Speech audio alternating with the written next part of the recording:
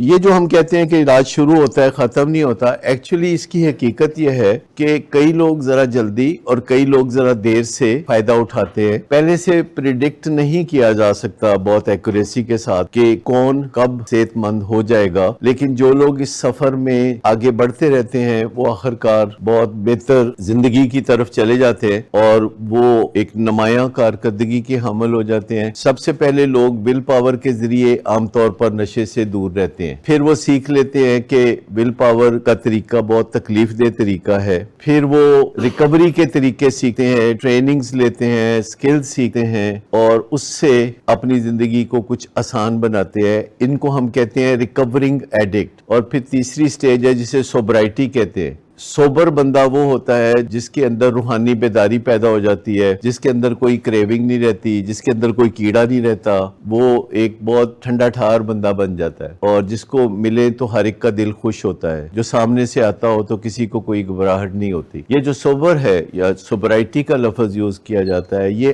آخر کار آپ کی منزل ہے اور یہ ساری چیزیں جاری رہنے والی ہیں۔ یہ جیسے کوئی بندہ سکس پیک بناتا ہے تو اس کے بعد ایکسرسائز چھوڑ تو نہیں نہ دیتا۔ کیا حال ہے آپ میں سے ہے کوئی اس بارے میں معلومات رکھتا ہو کہ سکس پیکس بنا کے پھر چھوڑ دیتے ہیں اس دن کے بعد؟ مطلب یہ ایک آن گوئنگ کام ہے، یہ ریکوری ہے، یہ اس پروسیس کو سیکھنے کا نام ہے، سوبرائٹی اس کا پھل پانے کا نام ہے۔ اور یہ کام کوئی مشکل نہیں ہے، بس مسلسل ہے۔ پرابلم اس میں یہ ہے کئی کام مشکل نہیں ہوتے، جیسے نماز پڑھنا کوئی مشکل کام نہیں ہے لیکن 5 وقت پڑھنا مشکل ہو جاتا ہے، پھر جمعے کی بھی پڑھنا، پھر عید کی بھی پڑھنا، تو کئی کام ہے جو مسلسل کرنے پڑتے ہیں، مشکل نہیں ہوتے۔ سوبرائٹی بھی ایک ایسا کام ہے جو کہ مسلسل کرنا پڑتا ہے پر مشکل نہیں ہوتا۔ یہ نماز کی طرح ہے، یہ جو نشے کا معاملہ ہے جس سے نکلنا ہوتا ہے، اور دنیا کی ہر بیماری میں مختلف طریقہ کار ہوتے ہیں۔ کسی بیماری کا علاج کسی طرح ہوتا ہے، کسی میں ٹیکے لگائے جاتے ہیں، کسی میں گولیاں دی جاتی ہیں، کسی میں پلسٹر چڑھائے جاتے ہیں، کسی میں آپریشن کر کے